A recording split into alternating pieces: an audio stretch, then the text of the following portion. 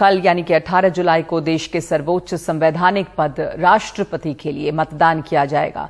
NDA की उम्मीदवार द्रौपदी मुर्मू अपनी जीत के प्रति आश्वस्त हैं। वहीं विपक्ष के यशवंत सिन्हा के लिए काफी जोर लगा रहा है विपक्ष। आज द्रौपदी मुर्मू एनडीए की बैठक के लिए संसद भवन पहुंची, जहां उनका शानदार स्वागत हुआ।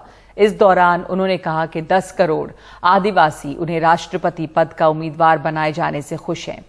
यशवंत सिन्हा ने कहा कि सभी सदस्यों से मेरी अपील है कि वो अपनी अंतरात्मा की आवाज सुनें और मुझे वोट दें।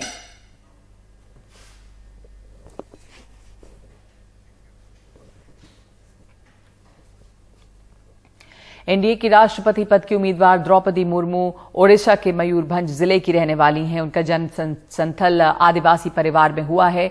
अगर वो राष्ट्रपति बनती हैं तो वो पहली महिला आदिवासी होंगी जो इस मुकाम पर पहुंची।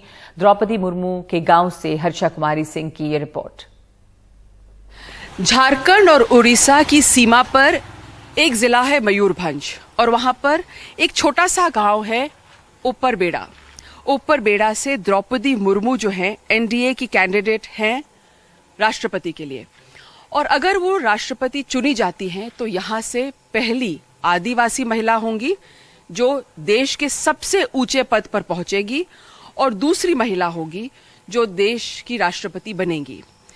इस छोटे से घर से उन्होंने अपनी जिंदगी की शुरुआत करी है और यहाँ से फिर वो पहली ऐसी महिला बनी जिन्होंने आगे जाके कॉलेज की पढ़ाई करी।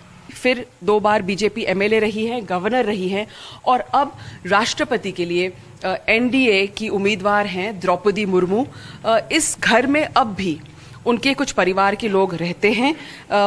उन्होंने पास के शहर में एक घर बना लिया है जहां उनके भाई और भाभी रहते हैं, लेकिन यहाँ पर उनका जो जॉइंट फैमिली जिसे हम कहते हैं, जो बड़ा परिवार है, संयुक्त परिवार है, उसके कुछ सदस्य अब भी यहाँ पर रहते हैं और खुश हैं ये लोग ये देखकर कि उनके गांव से एक महिला देश की राष्ट्रपति बन सकती हैं। ये इनके जो काका हैं उनके बेटे हैं, यानी कि द्रौपदी मुर्मू जी के चचेरे भाई हैं। आपका नाम बताइए। भक्तबंधु टुडू। दीदी, अगर प्रेसिडेंट बनती है, राष्ट्रपति बनती है तो बहुत बड़ा सम्मान होगा आपके लिए, आपके गांव के लिए। क्या कहना चाहेंगे उसके बारे में? कब आई थी वो यहाँ पर? जनवरी महीना में आए थे। हाँ। और दीदी राष्ट्रपति बनने के लिए जा रहा है तो हम लोग को बहुत खुशी लग रहा है। हाँ। हाँ। ये आपका बेटी है? ये भतीजी है। हाँ।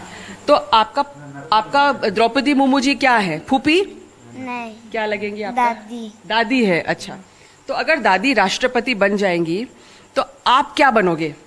हाँ, उन लोगों का जैसे ही बनेंगे। तुम भी उन लोगों का जैसे बनोगे? ठीक है। अभी पढ़ते हो?